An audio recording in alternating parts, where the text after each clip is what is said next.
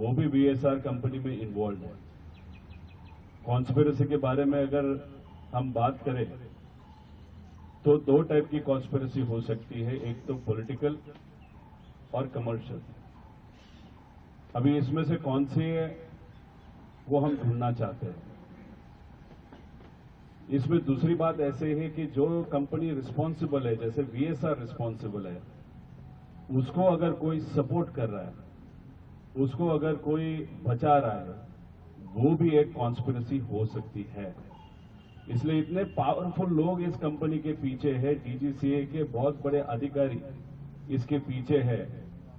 तो मुझे लगता है अगर अजीत दादा को हमको न्याय देना है तो महाराष्ट्र के लोग, इस देश के लोग वहां पे प्रयत्न कर रहे हैं, वहां पे उनकी आवाज वो वहां पे बोल रहे हैं। लेकिन अगर इस इन्वेस्टिगेशन को न्याय देने की जरूरत है तो इंडिया के सबसे पावरफुल लोग, जैसे कि इस देश के प्रधानमंत्री साहब नरेंद्र मोदी जी और अमित शाह जी ही अजीत दादा को न्याय दे सकते हैं, क्योंकि जो बाकी जन इसमें इन्वॉल्व है वो भी पावरफुल है। लेकिन आज सबसे पावरफुल इस कंट्री में जो है वो दो लोग होने के कारण मैं उनको विनती करता हूं कि इस इन्वेस्टिगेशन में आप खुद वहां पे ध्यान दो। एक छोटा सा लेटर मोदी साहब के नाम से वहां पे मैं आज उनको देने वाला हूं, ईमेल के माध्यम से, क्योंकि वहां पे मुझे परमिशन मिलेगी नहीं मिलेगी, अपॉइंटमेंट मिलेगी नहीं मिलेगी, वो विषय है। लेकिन आज की जो प्रेस कॉन्फ्रेंस है उसके माध्यम से हमारी एक बहुत बड़ी मांग है कि ये जो मंत्री है, एविएशन मिनिस्टर, उनका रेजिग्नेशन, ये डेफिनेटली हम उनकी मांग करते हैं कि उनका रेजिग्नेशन लिया जाए। मोदी साहब को भी, अमित शाह जी को भी वो मांग हम कर रहे हैं, और leader of opposition Rahul ji Gandhi, उनको भी हम विनती करते हैं कि ये विषय आप अपने हाथों में ले, और ये जो एविएशन मिनिस्टर है, जो टीडीपी इस पार्टी के है, उनका रेजिग्नेशन लेना ही चाहिए। ये हमारी मांग है। वो क्यों लेना चाहिए उसके बारे में कुछ इन्फॉर्मेशन मैं आगे वाले प्रेजेंटेशन में आप सबको दूंगा। ये बेसिक इन्फॉर्मेशन है।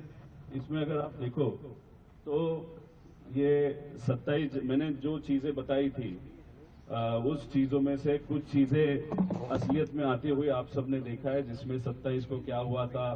क्योंकि क्रिमिनल इन्वेस्टिगेशन करते वक्त आपको उसके पहले क्या हुआ था, बाद में क्या हुआ था, उस दिन क्या हुआ था, ये सब कुछ देखना पड़ता है। या कोई भी इन्वेस्टिगेशन करने के पीछे तो इसका बैकग्राउंड 27 को क्या हुआ था वो आप सबके सामने हमने बोल के दिखाया था। वो वहां पे असलियत में आते हुए देखा। फिर हमने ब्लैक बॉक्स के बारे में शंका व्यक्त की थी, उसके बारे में भी कुछ चीजें आप सबके सामने आई है। उसके साथ हमने ये भी बताया था कि एक्सीडेंट जब हुआ सिर्फ एक वहां पे ब्लास्ट नहीं हुआ था, बहुत सारे ब्लास्ट हुए, वो भी आपके सामने वहां पे आया था। उसके साथ अगर आप देखो तो हमने बोला था कि कोई वो जो मेन पायलट था उसके ऊपर प्रेशर डालने के बाद, उसके माध्यम से या ब्लैकमेल करने के बाद उसने कुछ किया होगा।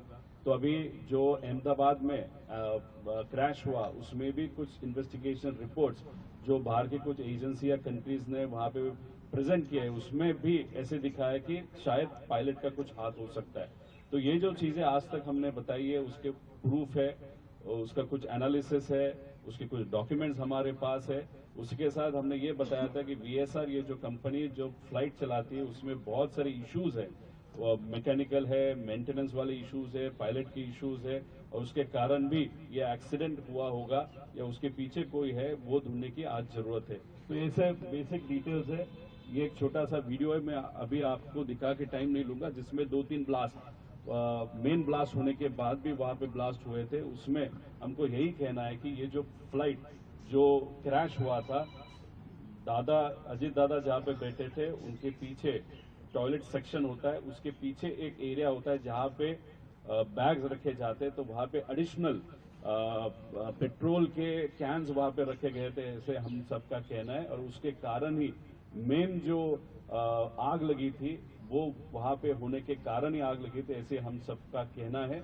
तो ये चीज इन्वेस्टिगेशन करने की वहां पे जरूरत है। और दूसरी बात, इस प्लेन में अननेसेसरीली ये जो तेल होता है या पेट्रोल होता है वो ज्यादा भरा था, क्योंकि वो आगे जाके अगर हैदराबाद जा रहे थे या जो दूसरा उनका लैंडिंग स्ट्रिप था वहां पे वो जाने वाले थे, वहां पे भी वो फिल कर सकते थे। लेकिन मुंबई से जब निकले थे तभी उन्होंने इतना पेट्रोल भरा था। कि क्यों भरा था, ऐसा हमारा प्रश्न है कि कुछ ये प्लान ही था, प्री प्लान ही था, ये मुद्दा इसके माध्यम से हम